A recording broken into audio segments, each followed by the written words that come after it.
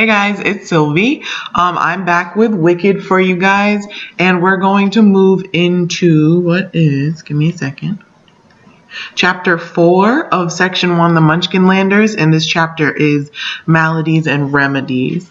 It's a little bit longer than the other chapters so far, so I'm going to cut it in half for you guys, and we'll make it into 2 parts.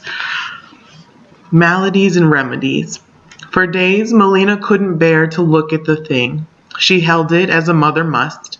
She waited for the groundwater of maternal affection to rise and overwhelm her. She did not weep. She chewed pinlobble leaves to float away from the disaster. It was she. It was a her. Melina practiced conversions in her thinking when she was alone. The twitching, unhappy bundle was not male. It was not neutered. It was a female. It slept, looking like a heap of cabbage leaves washed and left to drain on the table. In a panic, Melina wrote to Colwyn Grounds to drag Nanny from her retirement. Frex went ahead in a carriage to collect Nanny from the way station at Stone's Bar End. On the trip back, Nanny asked Frex what was wrong. "What is wrong?" he sighed, and was lost in thought. Nanny realized she had chosen her words poorly. Now Frex was distracted. He began to mumble in a general way about the nature of evil, a vacuum set up by the inexplicable absence of the unnamed God, and into which spiritual poison must rush, a vortex. "I mean, what is the state of the child?" retorted Nanny explosively. "It's not the universe, but a single child I need to hear about if I'm going to be any help. Why does Melina call for me instead of for her mother? Why is there no letter for her grandfather? He's the eminent Throp, for goodness sakes. Melina can't have forgotten her duty so thoroughly. Or is life out here in the country worse than we thought?" "It's worse than we thought," said Frex grimly. "The baby. You had better be prepared, Nanny, so you don't scream. The baby is damaged." "Damaged?" Nanny's grip on her valise tightened, and she looked out over the red-leafed pearl fruit trees by the side of the road. "Frex, tell me everything." "It's a girl," said Frex. "Damage indeed," said Nanny mockingly. But Frex, as usual, missed the dig. "Well, at least the family title's preserved for another generation. Has she got all her limbs?" "Yes." "Any more than she needs?" "No." "Is she sucking?"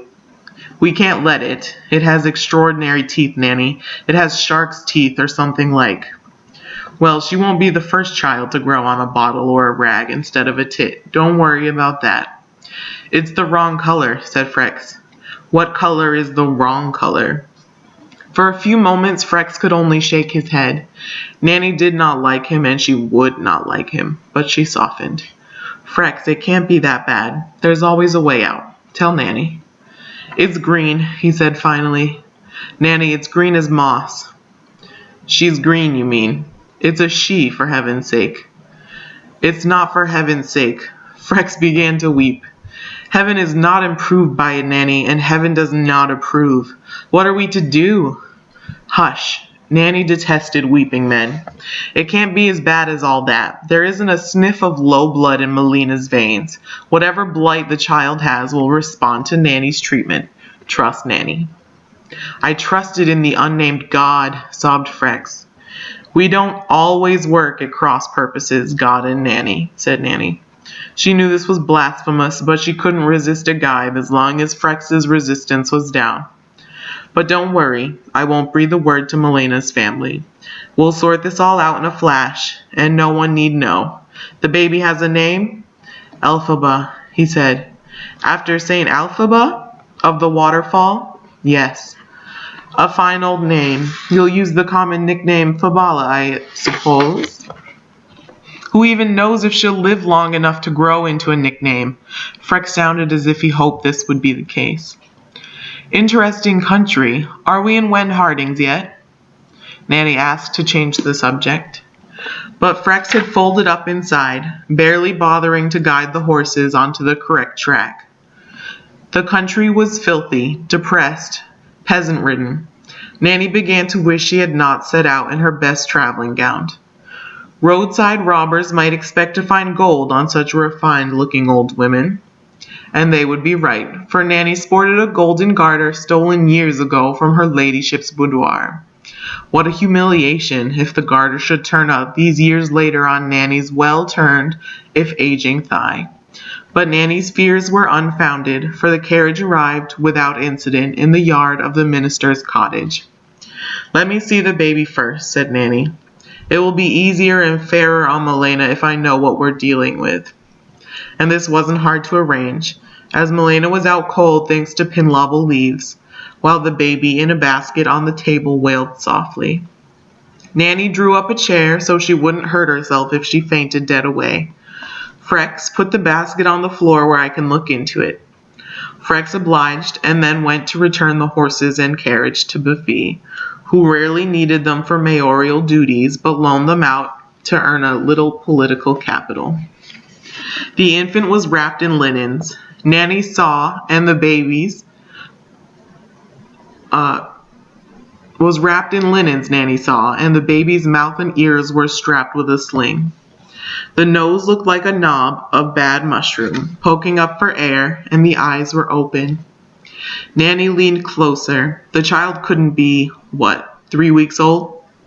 Yet as Nanny moved from side to side, looking at the profile of the forehead from this angle and that, so as to judge the shape of the mind, the girl's eyes tracked her back and forth.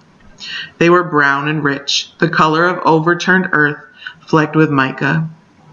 There was a network of fragile red lines at each soft angle where the eyelids met, as if the girl had been bursting the blood threads from the exertion of watching and understanding. And the skin, oh yes, the skin was green as sin. Not an ugly color, Nanny thought, just not a human color. She reached out and let her finger drift across the baby's cheek. The infant flinched and her backbone arched, and the wrapping, which was tucked securely around the child from neck to toe, split open like a husk. Nanny gritted her teeth and was determined not to be cowed. The baby had exposed herself, sternum to groin, and the skin on her chest was the same remarkable color. "Have you even touched this child yet, you two?" murmured Nanny. She put her hand, palm down, on the child's heaving chest, her fingers covering the almost invisible baby nipples, then slid her hand down so she could check the apparatus below. The child was wet and soiled, but felt made according to standard design. The skin was the same miracle of pliant smoothness that Malena had possessed as an infant. "Come to Nanny, you horrid little thing, you." Nanny leaned to pick up the baby, mess and all. The baby swiveled to avoid the touch. Her head beat itself against the rush bottom of the basket. "You've been dancing in the womb, I see. I wonder to whose music? Such well-developed muscles.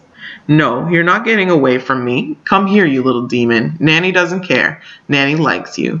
She was lying through her teeth, but unlike Frex, she believed some lies were sanctioned by heaven. And she got her hands on Elphaba and settled her on her lap. There, Nanny waited, crooning every now and then, looking away out the window to recover herself and keep from vomiting. She rubbed the baby's belly to calm the girl down, but there was no calming her down, not yet anyway.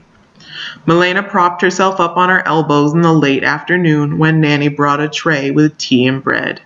"I have made myself at home," said Nanny, "and I have made friends with your tiny darling. Now come to your senses, sweetheart, and let me give you a kiss." "Oh, Nanny." Malena allowed herself to be coddled. "Thank you for coming. Have you seen the little monster?" "She's adorable," said Nanny. "Don't lie and don't be soft," said Malena. "If you're going to help, you must be honest." "If I'm going to help, you must be honest," said Nanny. "We need not go into it now, but I will have to know everything, my sweet, so we can decide what's to be done." They sipped their tea, and because Elphaba had fallen asleep at last, it seemed for a few moments like the old days at Colwyn Grounds, when Malena would come home from afternoon walks with lissome young gentry on the make, and boast of their masculine beauty to a Nanny who pretended she had not noticed. In fact, as the weeks went on, Nanny noticed quite a few disturbing things about the baby.